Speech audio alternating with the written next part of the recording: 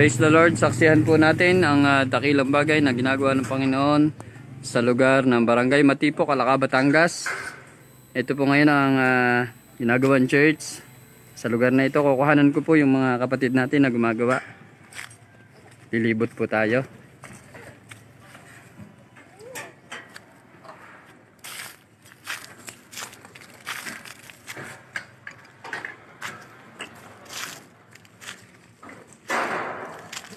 Yan na po yung nagagawa sa loob pa lamang po ng halos magtatatlong araw po ngayon. Binaklas po yung bubungan and then pinalawak at pinataas, kakabitan po nila.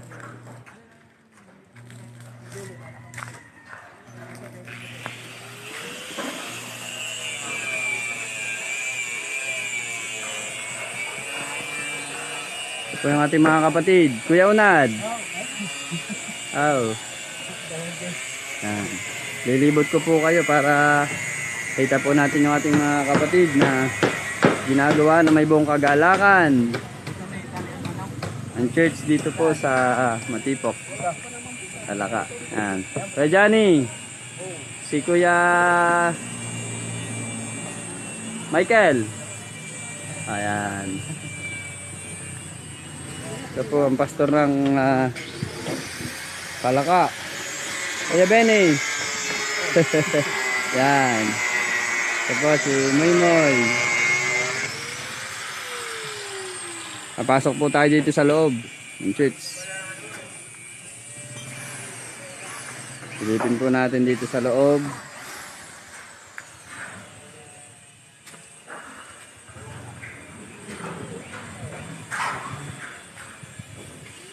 Yan. Ito po ay titibagin. So, bigla po itong lalawak. Titibagin po lahat ito. So, ganyan po ang kabilis ang pagkilos ng Diyos sa lugar ng Tipok.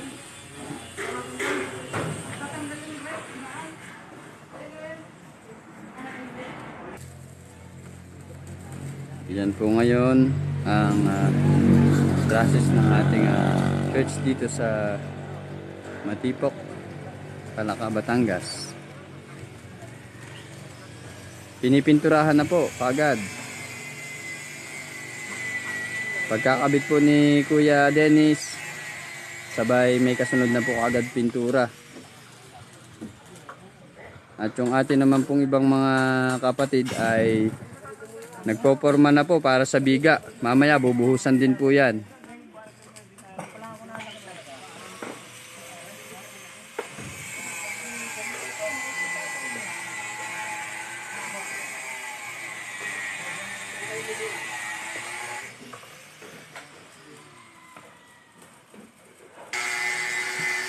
Na-assemble po ni Kuya Benny yung kanyang nasirang power saw.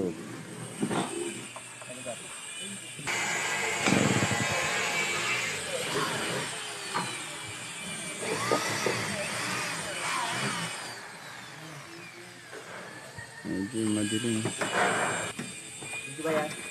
Yan. Mukhang mapapandar na po ni Kuya Benny. Kanina pa po niya yung tinatsaga. Napapaandar. Patulong niya po si Jezreel. Libot po tayo. Yan. Malapit na po. Ayun.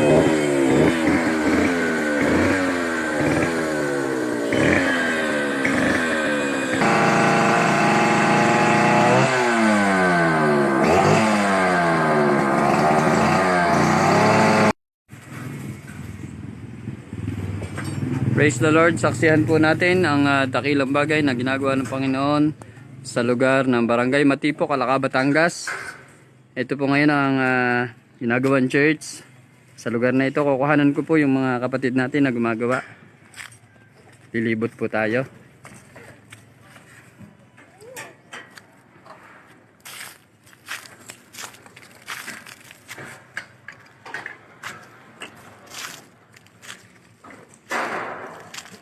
Yan na po yung nagagawa sa loob pa lamang po ng halos magtatatlong araw po ngayon.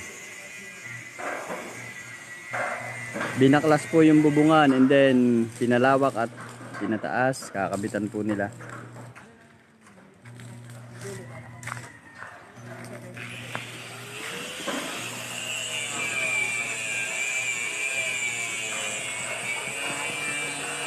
Ito po yung ating mga kapatid. Kuya Unad. Oh. Yan. Lilibot ko po kayo para kita po natin yung ating mga kapatid na ginagawa na may buong kagalakan. Pasok po tayo dito sa loob ng church. Silipin po natin dito sa loob.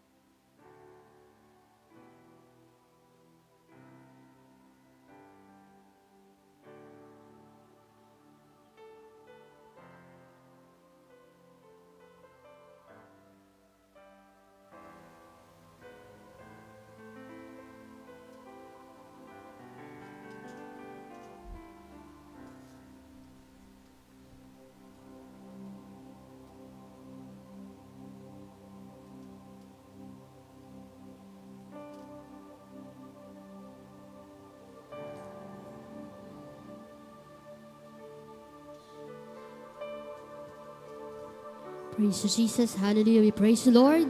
Tumayo po tayong lahat sa pangalan ng Panginoon.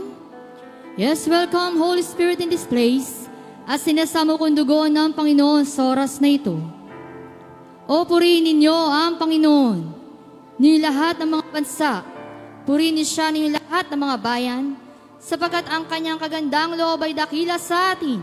At ang katotohanan ng Panginoon ay magpakailanman. Purihin ninyo ang Panginoon. Oh, hallelujah. We give you praise. We give you glory. Oh, we give you honor. Oh, we praise you, Jesus. Hallelujah. Yes, glory to the Most High God. Oh, we thank you, Jesus. We thank you, Lord. We thank you, Holy Spirit. Hallelujah. Oh, we thank you, Jesus, for the blood. There is power in the blood of Jesus. There is power in the blood of Jesus. Hallelujah.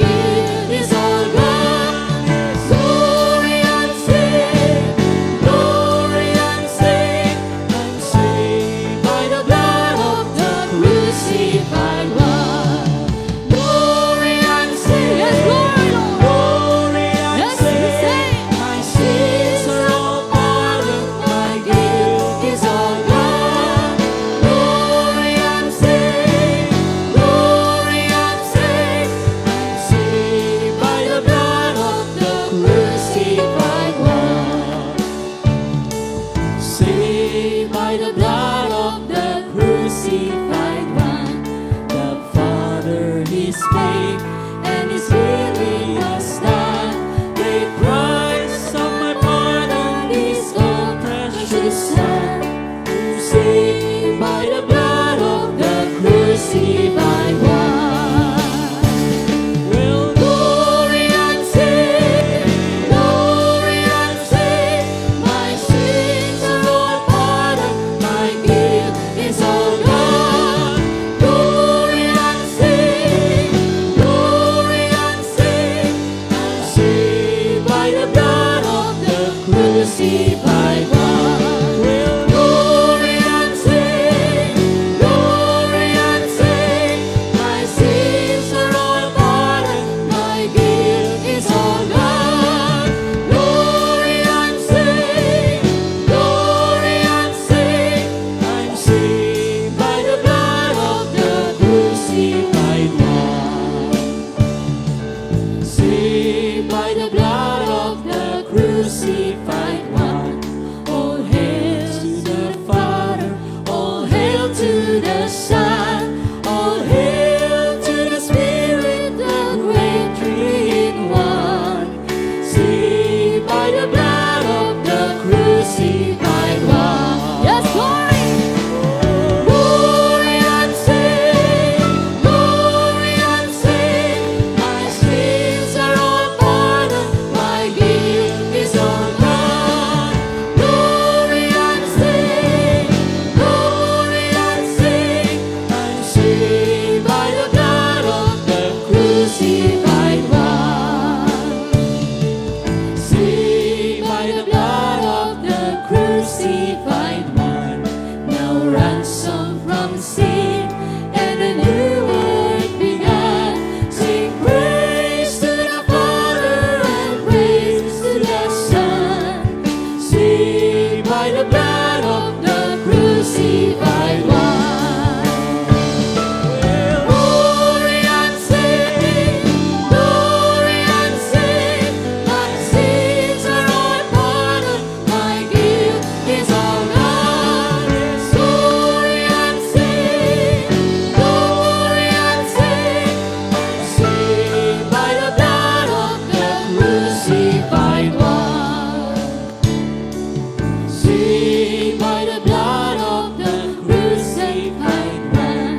The angels rejoicing because He is died. A child of the Father joined them with the Son.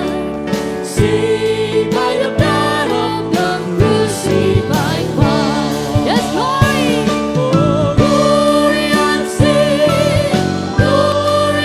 sing, my sins are all pardoned, my guilt is all gone. Glory and sing, I'm saved by the blood of the crucified one. Saved by the blood of the crucified one. The Father is paid, and His healing was done. Great price of my pardon is all precious Son. Saved by the blood of the crucified one. Glory and sing, my sins are all pardoned, my guilt is all gone.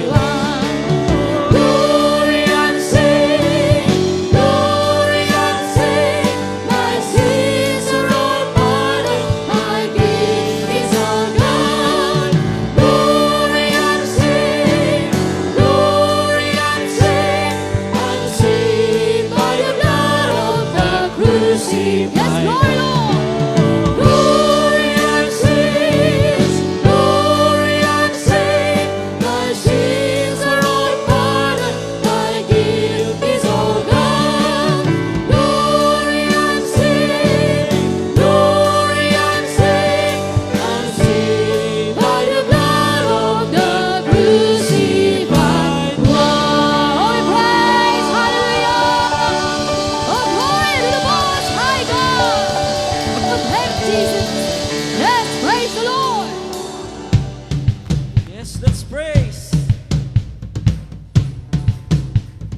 Come on, dancers.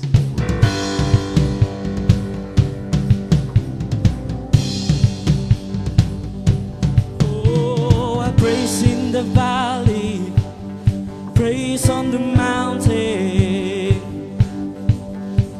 I'll praise when I'm sure, praise when I'm doubting. I'll praise when outnumbered, praise when surrounded. 'Cause praise is the waters my enemies drowning. As long as I'm breathing, I've got a reason to praise the Lord, oh my soul. Praise the Lord, oh my soul. Yes, I'll praise when I feel it, I'll praise when I know. I'll praise 'cause I know you're still in control. My praise is a weapon, it's more than a sound. Yes, my praise is the shout that makes Jericho down. As long as I'm breathing, I've got a reason to praise the Lord,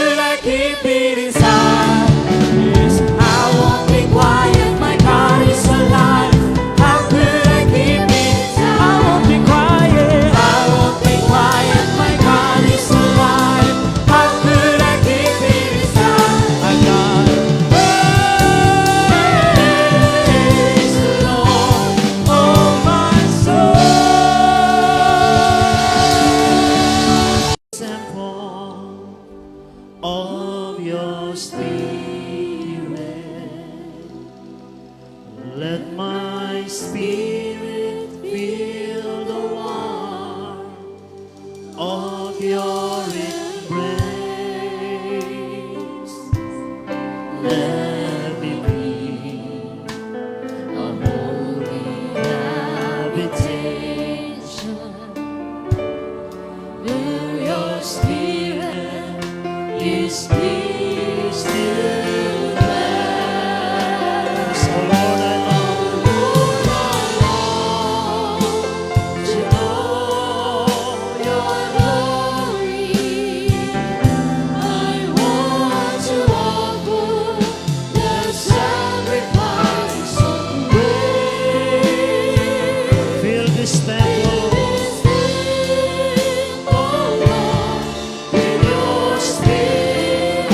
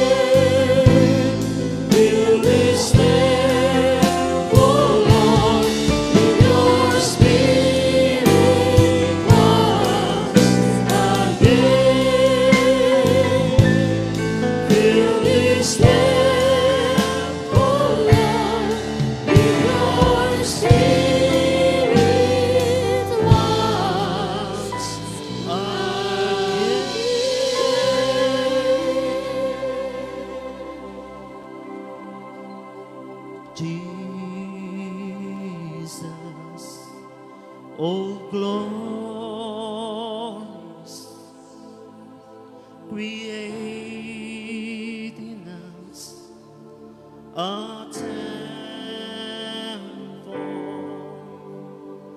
called as living stone, where your throne,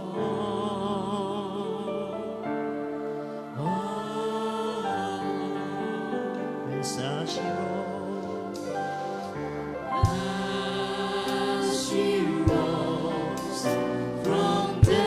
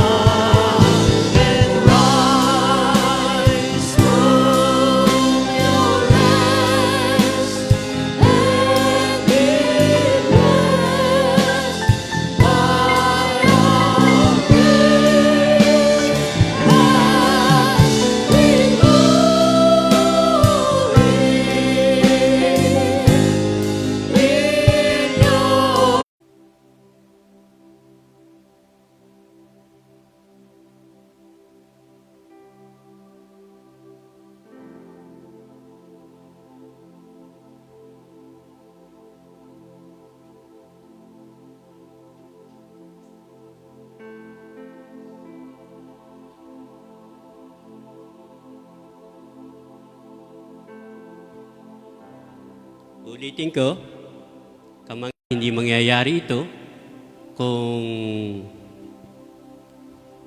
kasama niya ang kanyang ama. Doon siya'y napagalitan at umalis. Mindoro yata pinuntahan. Pagbalik, mayroon ng bisyo. Umiinom at sari-sari ng bisyo ang naroon. At nananakit. Nagpasya ang kanyang ama na ito ay ikulong. Doon sa kulungan ay talagang sumisigaw pag nagagalit. At nakita ko na yung depression na sumakanya ay talagang iyon ang pinagmula ng pagkaganon niya. At nga, kami nga ay pumunta sa dakong yon. Nagpuri muna kami, sumamba kami. Naroon yung kilos ng Espiritu Santo sa amin. At marami kaming daluyan na ginamit, subalit nung patatanggapin na ay wala. Ayaw banggitin ang banal na dugo ng ating Panginoong Hesus. At sabi namin, Panginoon, hindi kami papayag. Nang makita ng ating kapatid, isang kapatid na nakakita, na yung t-shirt ni Alfredo doon sa likod, may nakalagay, "It is finished." Sabi namin, Panginoon, bakit it is finished? Ayaw ngang. So, inawit namin yung "It is finished." At pagkatapos noon ay umalis yung mga kapatid natin at naiwan kami, ako, si Babes, at saka si Pasakaw. At si Reggie. At pagkatapos noon ay nagpaka ako dahil nagkukwento kay Babes. Nagkukwentuhan sila ni Babes. Aba, bakit kayo? At lumapit pa ako at ang sabi nung lalaki, kumusta ang sabungan sa tayuman? Aba, kako. Babes, kumusta raw ang sabungan sa tayuman? Sabungero ka, di ba? Sabi ko. Sabi ko na lang, wala na, mahina na sabungan, hindi lang sa tayuman. Kahit saan na, mahina na, pinahina ni Atong Ang. Dahil sari-saring kalokohan ang pinagagagawa. Sabi kong gano'n. At maya-maya, sabi ni Babes, tanggapin mo ngayon ng Panginoon. At tumango siya. At sumunod siya sa dalangin. Talagang nung kalagitnaan na nakita ko, umiiyak na. At habang tinatanggap ang ating Panginoong Jesucristo, natapos talagang tuwan-tuwa ako, galak na galak ako, sapagkat tunay, hindi na sayang yung aming pagpunta sa lugar na yun. Talagang, it is finished! Hallelujah! Hallelujah! Hallelujah! At sa kagalakan nga ni Reggie, gusto mo ba bumalik kami dito? At sabi niya, oo. Dahil nakita ni Reggie kanina, ay talagang gumaganon yung paa. At sige, babalik kami. Babalikan ka namin sa Lunes. At pagkatapos noon ay umayon na kami at dakilang himala ang ginawa ng Diyos sa lalaking yon, kay Hilario. Marami pa kami napuntahan, pero sapat na yon.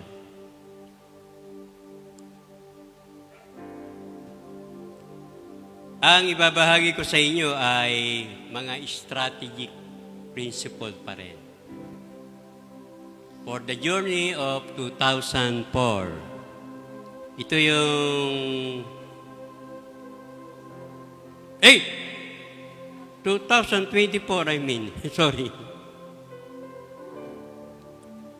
Ito yung tatlong bahagi ng intention.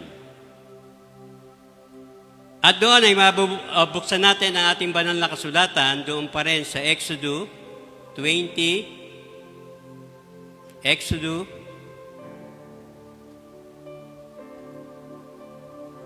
20, verse 12 to 11.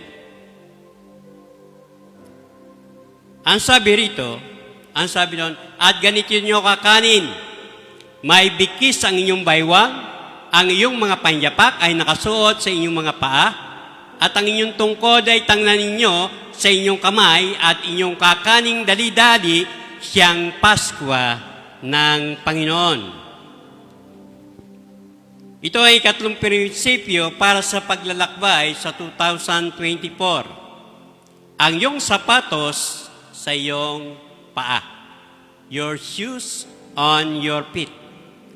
Ang mga sapatos ay nagsasalita ng bilis at ng mga bahagi ng intensyon. Ang unang bahagi ay direksyon. Ang pangalawa ay desisyon. Ang pangatlo ay sukat o dimensyon. Ano ang sukat o dimensyon? Ito ay nangangahulugan ng mga panahon, antas at yugto. Ang bawat paglalakbay ng buhay ay dumarating sa mga yugto, mga panahon at antas. Kasama ang paglalakbay upang magpakasal, dalhin ang iyong sariling sanggol upang umunlad ang matagumpay sa iyong napiling karera sa buhay, sa edukasyon at sa pagtatrabaho. Ang bawat paglalakbay ay dumarating sa iba't ibang yugto. Ngayon, nais kong simulan ang pag-uusap tungkol sa ating kahapon. Ito ang pinakamahalagang yugto ng iyong buhay. May dalawang pagpapahayag ng iyong kahapon. Ang iyong kahapon ay binubuo ng mga desisyon na ginawa mo kahapon. Ang mga direksyon na pinuntahan mo kahapon. Mga pagkakataong lumakad ka nang hindi nakikilala ang kahapon. Mga pagkakataong nakilala mo, ngunit nagamit mo ng mali. Inabuso mo at sinayang ang kahapon. Sa aking buhay talagang ang dami kong sinayang na pagkakataon sa aking nakaraan.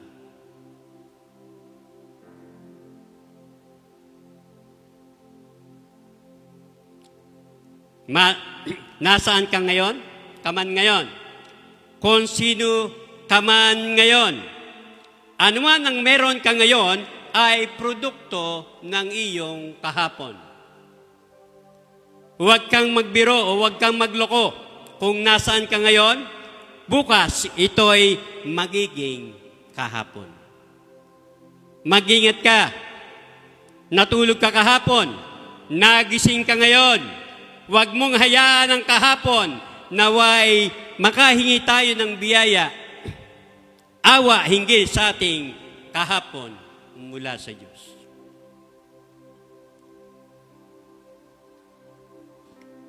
Gusto kong pag-usapan natin si David. Sabihin natin lahat, David. Gumawa si David ng maraming desisyon at maraming din siyang maling desisyon. Ang una ay isa sa pinakamahalagang mabuting desisyon ni David ay napakasimple. Simple ito. Doon sa nagsimula ito kay David sa unang Samuel 16:13. Basahin natin. Nang magkagayoy, kinuha ni Samuel ang sungay ng langis at pinahiran siya sa gitna ng kanyang mga kapatid. At ang Espiritu ng Panginoon ay makapangyarihang sumakay David mula sa araw na yon hanggang sa haharapin. Gayon bumangon si Samuel at napasa Rama.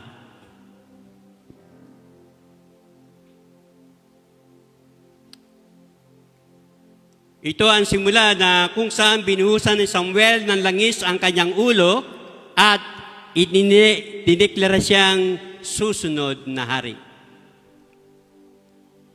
Sa unang Samuel 17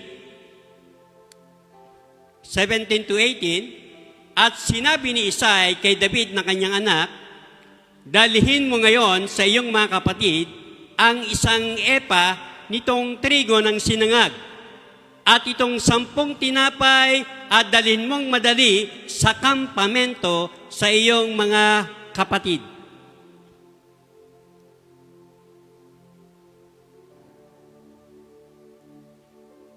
Okay. Sinabi sa kanya ni Jesse na kanyang ama na magdala ng pagkain sa kanyang mga kapatid sa harapan ng digman. Ito ay isang punto ng desisyon.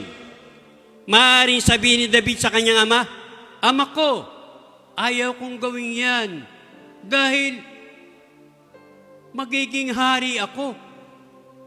Ayaw kong gawin yan."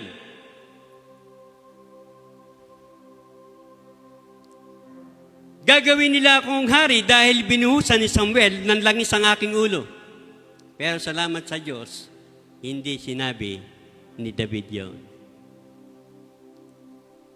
Dahil kung sinabi niyon ni David, pupunta si David sa kanyang libingan na walang trono, walang korona, walang kaharian. Dahil ang nag-iisang desisyon na ginawa niya na sundin ang kanyang ama ay nagpabago sa kanyang buong buhay magpakailanman. Sa unang Samuel 17:20, at si David ay bumangong maaga sa kinaumagahan at iniwan ang tupa na may isang tagapag-alaga at nagdala at yumaon na gaya ng iniutos sa kanya ni Isai. At siya'y naparoon sa kinaroroonan ng mga karo habang ang hukbo na lumalabas sa pakikipaglaban ay sumisigaw ng pakikipagbaka. Marami sa atin na nais na sagutin ng Diyos ng maaga. Pero hindi tayo gumigising ng maaga. Hindi mo ginagawang maaga ang mga bagay ng Diyos, pero gusto mong bigyan ka ng kasiyahan ng Diyos ng maaga. May katuwiran ba ito? May katuturan ba ito? Wala. Dahil kung hindi ka seryoso tungkol sa mga bagay ng Diyos, bakit dapat maging seryoso ang Diyos sa iyo? Maagang nagising si David. Ito ang lalaki na binuhusan ng langis sa ulo. Maaga siyang gumising. Gaano ka kaaga gumising? Gaano tayo kaagang gumising? Paano na isasakatuparan ang gawain ng Diyos na nasa iyong kamay? Mabilis ka bang tumugon sa mga atas na ibinibigay sa iyo sa kaharian ng Diyos? Minsan, naalala ko yung napunta kami ng Mauban, Quezon. Talagang kami paikot-ikot. Lakad kami, lakad doon. May napuntahan kami na isang angka nila.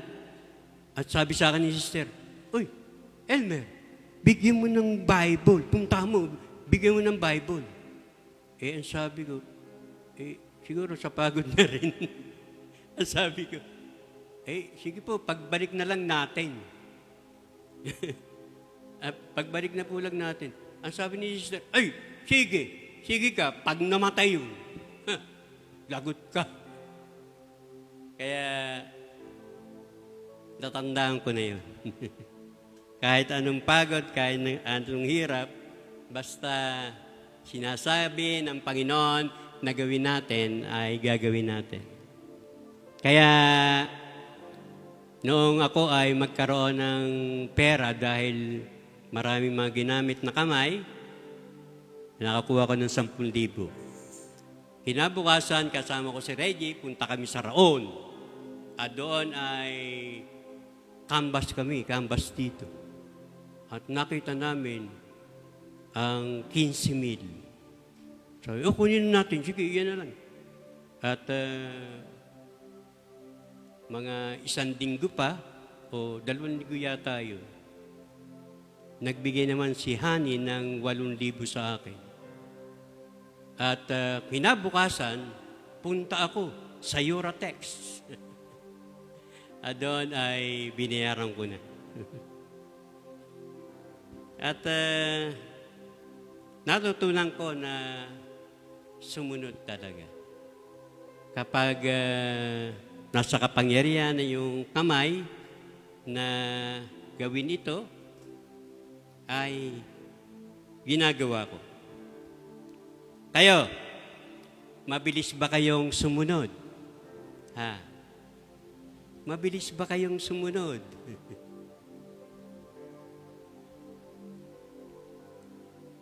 Naisa sa katuparan ba ng Diyos ang gawain sa iyong mga kamay? Mabilis ka bang tumugon sa mga atas na ibinibigay sa iyo sa kaharian ng Diyos? Ngunit kung gusto mong ng maagang sagot, nais din ng Diyos na sumagot siya ng maagang pagtugon.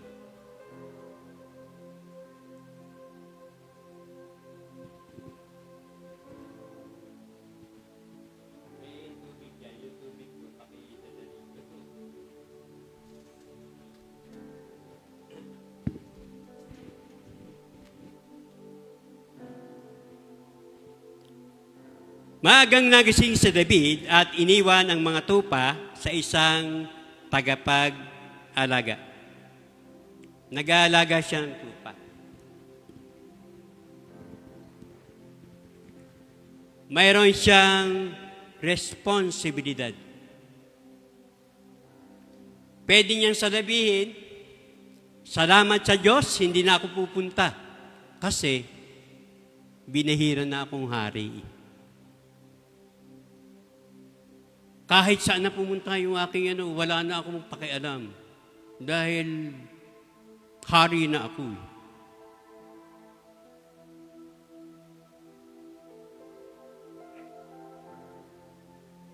Kaya, maaari niyang sabihin yun. Ngunit tingnan mo kung paanong siya'y naghanap ng mag-aalaga ng tupa. Sinabi niya, pakiusap, alagaan mo sila para sa akin hanggang sa pagbabalik ko. Sinabihan ba siya ng kanyang ama na gawin yon? Hindi. Nasa kanyang isip na gawin yon dahil sa kanyang pagtupad sa tungkulin. Ginawa niya yon. Hindi mo tinatalikuran ang gawain ng Diyos at umaasa na ang Diyos ang kukuha ng para sa iyong sarili. Ngayon, hindi ka lumalayo sa responsibilidad at umaasa na gagampanan ng Diyos ang iyong responsibilidad. Binigyan niya ang isang tao na mamahala at mag-alaga sa kanila para sa Kanya. Hindi sila marami, ngunit mahalaga sila sa Kanyang buhay. Alam mo ba may isang punto sa buhay ni David iniwan niya ang palasyo at pumalik sa pag-aalaga ng mga tupa. Si Jesse ang nagutos sa kanya. Hindi siya binigyan ng opinyon ng kanyang ama. Utos sa kanya ng kanyang ama. Ito ay isang utos. Hindi ka magtatanong kapag utos, maaari bang may magutos sa'yo? Hindi ka magtatanong kapag ito ay utos. Maaari bang may magutos sa'yo? Maaari bang sabihin sa'yo ng sino man kung ano ang gagawin? Mayroon bang pwedeng magturo sa'yo? Maaari bang idirekta ka ng sino man? Gumawa si David ng dekalidad na desisyon na nagpabago sa kanyang buhay. Kung wala ang desisyong ito, hindi makikilala ni David si Goliath. Hindi siya makapupunta sa palasyo. Hindi niya makukuha ang korona at hindi siya uupo sa kanyang trono. Hindi kailanman magkakaroon ng kaharian. Mula sa isang mensahe na magdala ng pagkain sa kanyang mga kapatid, binago nito magpakailanman ang buhay ni David. Hallelujah! Hallelujah! Hallelujah! Huwag kailanman maging napakalaki para sa gawain ng Diyos. Isuko ang iyong sarili sa gawain ng Diyos. Never too big for the work of God. Submit yourself to the work of God. Italaga mo ang iyong sarili sa gawain ng Diyos. Ang gawain ng Diyos ay hindi dapat mamatay sa iyong kamay. Ang gawain ng Diyos ay hindi dapat masira sa iyong mga kamay. Ang gawain ng Diyos ay hindi dapat madiskaril sa iyong mga kamay. Ano ang pinahalagahan mo sa gawain ng Diyos? Gaano ka kasangkot sa gawain ng Diyos? Saan ang iyong lugar sa gawain ng Diyos?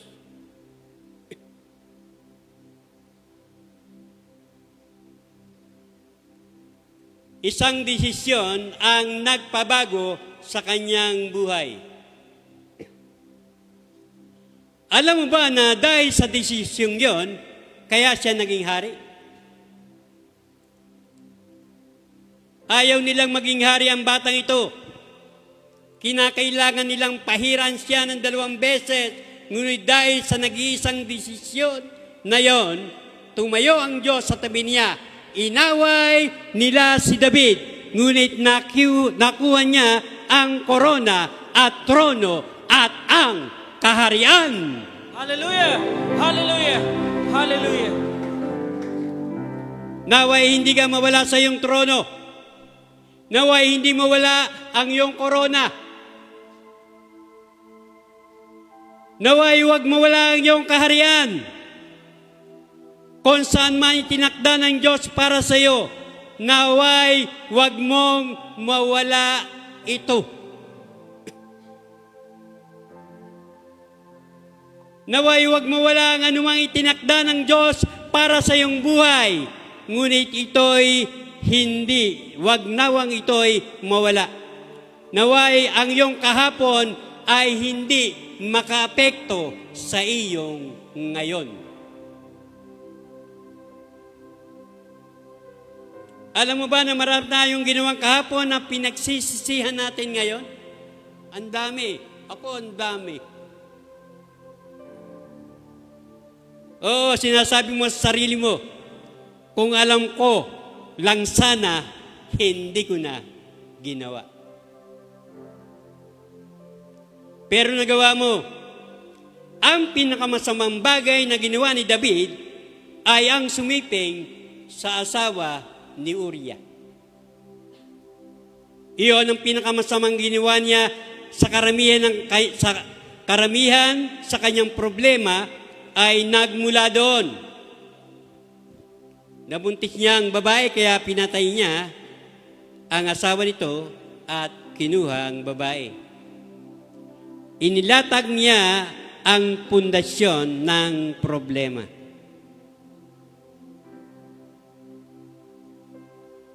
Hindi mo makukuha ang ngayon kung walang kahapon.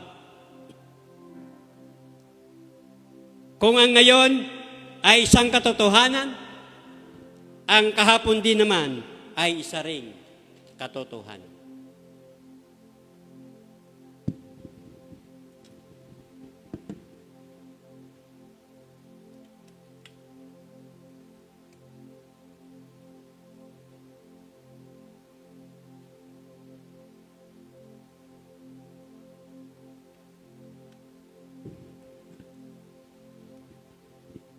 Ngayon ay pag-usapan natin si David at yung kanyang anak na si Absalom.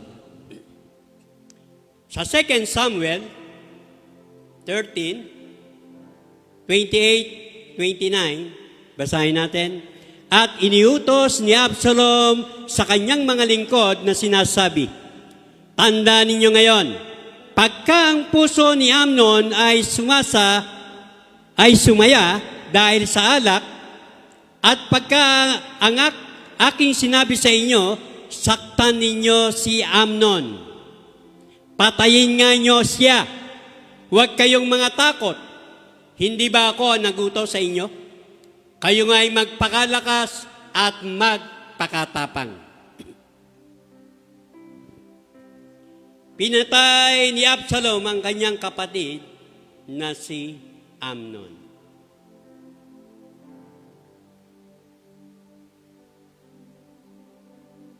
At doon sa 2 Samuel 13:38, sa gayo'y tumakas si Absalom at naparoon sa Gesur at dumuong 3 taon.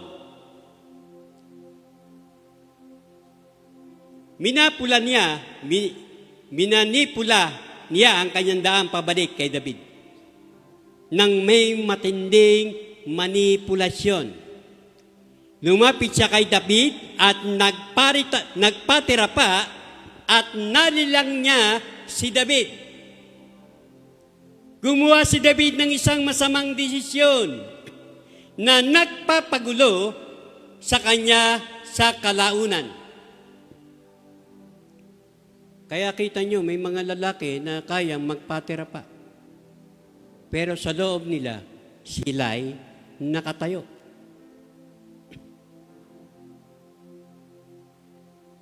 May mga babaeng kayang lumuhod, ngunit sa kanilang puso, sila ay nakatayo.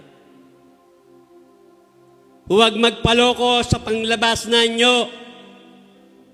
Kailangan natin ng discernment. May mabubuti at may masasamang tao. May kakilakilabot na tao o maaari nilang subukang manipulahin ka at dayain.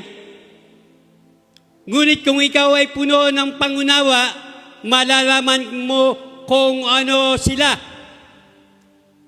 May tinatakpan sila o itinatago. Naway buksan ng Diyos ang iyong mga mata upang makilala ang mga huwad na tao na lumalapit sa iyo at nililinglang ka sa pamamagitan ng kanilang mga salita, mga aksyon at mga saloobin. Minanipula ni Absalom ang kanyang paraan at niloko si David. At niyakap at hinalikan siya ni David. Sa madaling salita, naayos ang lahat sa pagitan nila. Pero nagkamali si David. Isang napakalaking pagkakamali ang kanyang ginawa.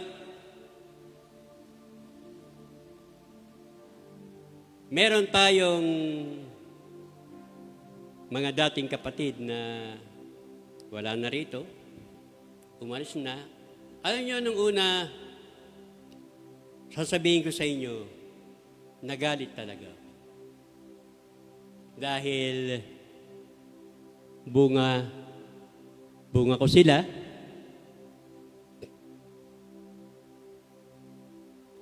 Subalit dumarating ang panahon na kung saan ang sabi ko, Panginoon, bahala ka na sa kanila. Pinatatawad ko na sila. Kaya nung dumating yung mensaheng ito,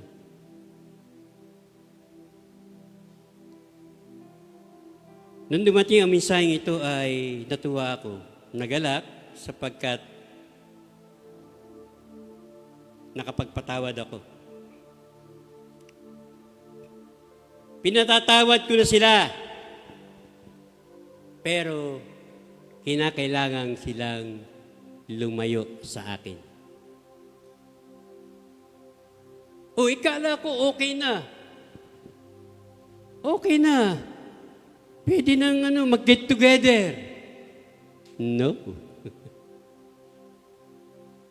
Dito nga nadaya si David.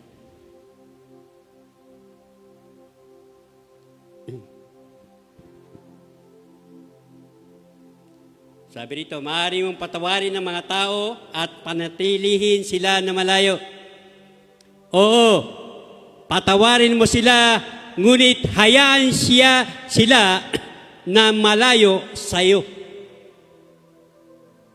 Dahil kakagating kang muli ng mga taong yaon na kumagat sa iyo noon. Ilayo mo sila. Huwag mo silang hayaang malapit sa iyo. Kaya ito ang malaking desisyon na nagkamali si David. Sa 2 Samuel 15:6, at ganitong paraan ang ginawa ni Absalom sa buong Israel na naparoroon sa hari sa paghahatol. Sa gayoy ginanyak ni Absalom ang mga kalooban ng mga tao sa Israel. Sinasabi ng Biblia na ninakaw niya ang mga puso ng mga tao sa Israel. Hindi lamang ang iyong pera at ang iyong mga materyales ang maaaring nakawin ng mga tao. Maaari nilang nakawin ang iyong mga relasyon. May nakita akong dalawang babae, magkaibigan. Ang isa ay nakatagda ng ikasal, pero nagalit siya. Dahil ang pinakasalan niya ay yung kanyang kaibigan.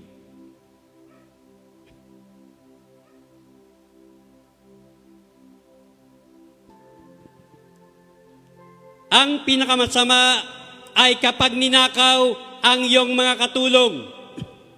Ninakaw nila ang puso ng iyong mga katulong.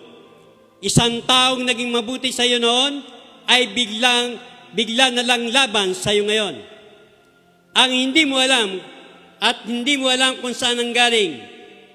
Sino ang magnanakaw ng puso ng iyong mga katulong?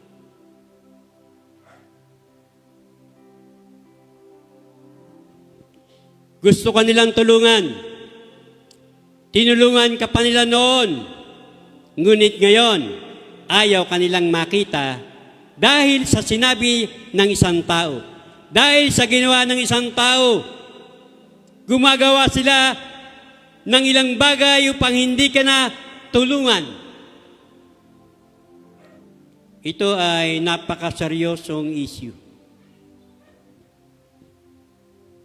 Bahagi ng dahilan kung nasaan ka ay tungkol sa sinasabi ko. Ninanakaw ng mga tao ang puso ng iyong mga katulong. Magiging maaga at maganda at mabilis ang iyong buhay, pero ang iyong mga katulong ay nalihis. Hindi na nila naalala ang magandang bagay tungkol sa iyo. ninakaw ni Absalom ang mga puso ng mga lalaki sa Israel. 2 Samuel 15:4. At sinabi ni David sa kanya, ng kanyang mga lingkod na nasa kanya sa Jerusalem, magsibangon kayo at tayo'y magsitakas, sapagkat liban rito ay walang makatatanan sa atin kay Absalom. Magmadali kayo ng pagtakas. Kailangan tumakbo si David dahil sa kanyang buhay. Ito ang kanyang anak na pinag-uusapan. Ang inaakala niyang bumalik. Kailangan ng biyaya ng Diyos upang baguhin ang isang tao. Ito ang anak na niyakap at hinalikan niya. Sinabi ni Jesus kay Judas, iyo bang ipagkakanulo ang iyong kaibigan sa pamamagitan ng isang halik? Tumakbo si David para sa kanyang buhay. Iniwan ang kanyang korona, nilisan ang kanyang mga kaharian, ang kanyang kaharian. Umalis siya sa kanyang trono dahil sa isang masamang desisyon. Kahapon, bago ka magsimula sa isang paglalakbay kasama ang sinuman, alamin kung sino ang mga kasama mo. Dahil sila ay mamamatay sa loob at sa labas, mag-ingat ka kung sino ang kasama mo sa paglalakbay. Mahirap ang salitang ito. Sasabihin mo, nagtitiwala ako pero wala kang maaasahan. Ang mundong ito ay isang napakalalim na karagatan. Sabihin natin, Panginoon, tayong lahat, Panginoon, naway wag akong sumama sa karagatang ito. Huwag akong sumama sa karagatang ito. Hindi lalamunin ng tubig Lalamunin ng tubig. na ito ang aking buhay. Ito ang aking buhay. Hindi ako lalamunin ng aking mga kaaway. Hindi ako lalamunin ng aking mga Ang Diyos ng langit ang lalaban sa aking pakikibaka. Hallelujah! Hallelujah! Hallelujah! Hallelujah! Hallelujah! Hallelujah! Hallelujah! Hallelujah! Sa 2 Samuel 18:8, sa paggadoan ng pagbabaka ay nakalat sa ibabaw ng buong lupain, at ang gubat ay lumamon ng higit na bayan sa araw na yon kay sa lumamon ng tabak. Isa itong kakaibang talata. Sa buong Biblia ay talagang kakaiba. Tignan mo, ang mga puno ay pumatay ng mas maraming tao kaysa espada. Ang mga elemento ay lalaban para sa iyo. Ang mga puno, buwan at araw, mga bituin ng mga ilog ay lalaban para sa iyo. Hallelujah! Hallelujah! Hallelujah! Hayaang ipaglaban ka ng langit. Hayaang lumabang ang lupa para sa iyo. Hayaang lumaban ang mga elementong yan para sa iyo. May isang labanan na hindi mapagtagumpayan ng tao para sa iyo. Ngunit ang mga elemento ay maaaring sumama sa mga tao upang manalo para sa iyo. Lahat ng nilikha ng Diyos ay sasamahan ka sa labanang ito. Hindi ka lalaban na mag-isa. Bawat kasamaan na ginawa nila sa iyo kung paanong hindi nakatakas si Absalom, ay hindi sila makakatakas. Sa 2 Samuel 19:15, sa gayoy bumalik ang hari at naparoon sa Jordan.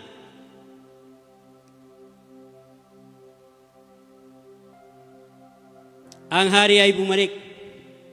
Ang labanan ay tapos na. Kaya nagbalik ang hari. At dito ay may pagsasauli. Restoration. Doon sa Joel 2:25, at aking isasauli sa inyo, ang mga taon na kinain ng balang, ng uod, at ng kuliglig, at ng tipaklong, na siyang aking malaking hukbo, na aking sinugo sa gitna ninyo. Sa Kawikaan 6:31, ngunit kung siya ay masumpungan, isasauli niyang makapito. Kanyang ibibigay ang lahat ng laman ng kanyang bahay. Kaya kahit anong kinuha nila sa iyo, kailangan nilang ibalik ito ng 7 beses. Sa 2 Samuel 9:1, at sinabi ni David, may nalalabi pa ba sa sambahayan ni Saul upang aking pagpakitaan ng kagandahan loob dahil kay Jonathan? Gumawa si David ng isang nakagugulat na bagay. May babangon at magpapakita sa iyo ng kabaitan. Hindi mo alam kung saan nanggaling. May gustong magpakita sa iyo ng kabaitan. Sa 2 Samuel 9:7-10, at sinabi ni David sa kanya, huwag kang matakot, sapagkat akin tunay nagpagpapakitaan ka ng kagandahan loob dahil kay Jonathan na iyong ama. Aking isasauli ang buong lupa ni Saul sa iyong ama, sa iyo, at ikaw ay parating kakain ng pagkain sa aking dulang. At siya'y nagbigay galang at nagsabi, ano ang iyong lingkod upang iyong limngapin akong isang asong patay? Nang magkagayoy, tinawag si Siba ng lingkod ni Saul. At sinabi sa kanya, lahat na nauukol kay Saul at sa buong kanyang sambahayan ay aking ibibigay sa anak ng iyong Panginoon. At iyong bubukoy rin ang lupain para sa kanya, ninyo, ng inyong mga anak, at ng inyong mga bataan, at iyong dadalhin dito ang mga bunga upang ang mga anak ng iyong Panginoon, ay magkaroon ng tinapay magpakailanman. Sino si Siba sa buhay mo? Nalantad na sila. Sabihin ng lahat, Panginoon, maibalik ang lahat ng ninakaw ng dyablo. Sa 2 Samuel 9:12, at si Mephiboset ay may isang anak na binata ng pangalan ay Mika. At lahat na nagsisitahan sa bahay ni Siba ay mga bataan ni Mephiboset. Ang bawat isa na pumalit sa iyong lugar, kinuha kung ano ang pag-aari mo, ang iyong posisyon, itinulak ka, sinira ang lahat sa paligid mo, nilipol at gumawa ng kasamaan sa iyo. Silang lahat ay magiging alipin mo at maglilingkod sa iyo. Hallelujah! Hallelujah! Hallelujah! Sinisira ko ang bawat protocol at inilalabas ko sa iyo na magpapaganda ng iyong buhay. Dapat na mas mahusay ka kaysa nakaraan. Palayain ka sa isang bagong panahon. Tinutulak kita sa panibagong araw, sa isang bagong simula. Binabaliktad ko ang kasamaan. Binabaliktad ko ito sa pangalan ni Jesus. Amen! Amen! Amen!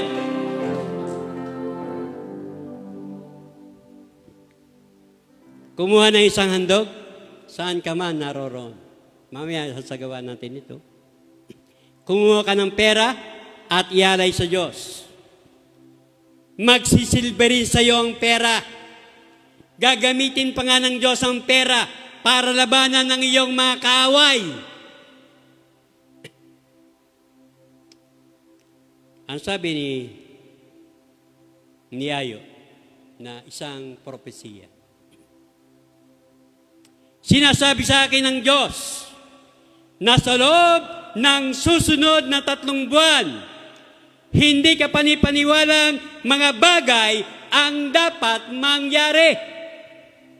Ang ilan sa inyo ay maaaring mangyari na ito bago matapos ang buwan na ito. Ngunit sinasabi ko sa inyo, sa loob ng 3 buwan na hindi mo akalain na mangyayari ay mangyayari. Amen. Amen. Hallelujah. Hallelujah. Sa loob ng 3 buwan na hindi mo akalain na mangyayari. Mangyayari ito sa pangalan ni Jesus na taga Nazaret. Amen. Amen.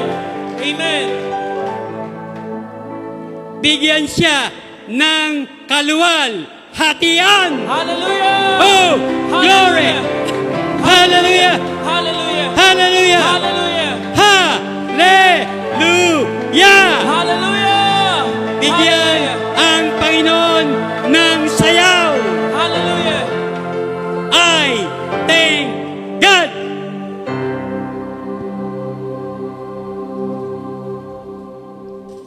Oh, yung mga mananayaw. Oh, halina kayo rito. Oh. Mga mananayaw, mga bata. Oh, come. Aba. Oras na ninyo to. Oh, pati yung mga mananayaw, yung mga dalaga. Come.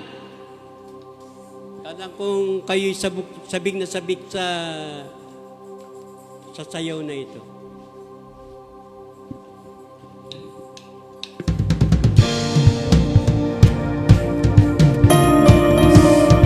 Sing up.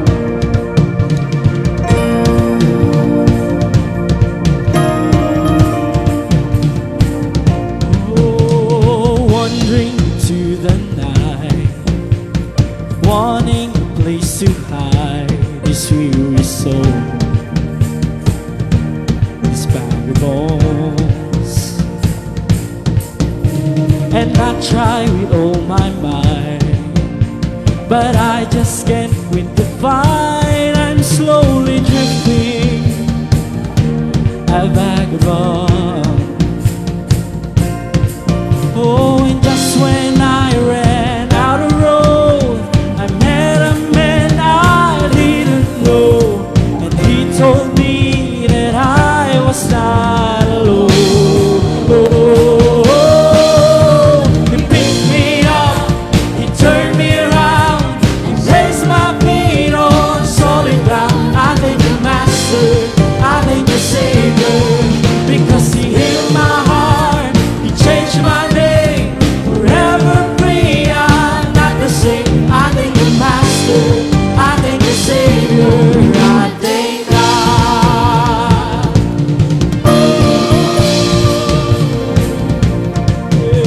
I cannot deny what I see.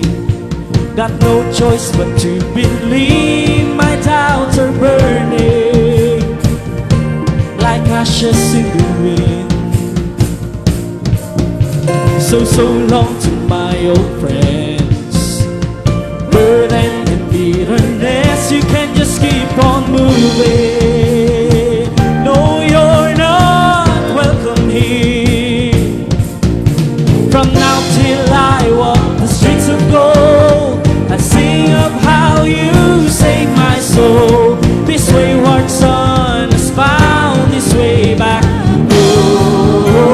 Oh, he picked me up, he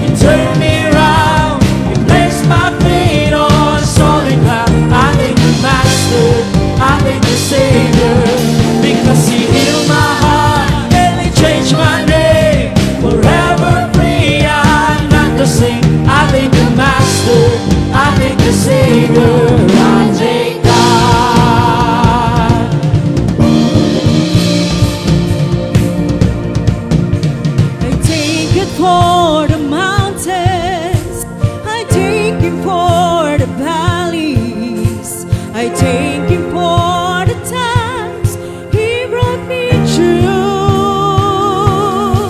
'Cause if I never had a problem, I wouldn't know God could solve it. 'Cause when He picked me up, He turned me around, He placed my feet on solid ground. That's when He picked me up, He turned me around, He placed my feet on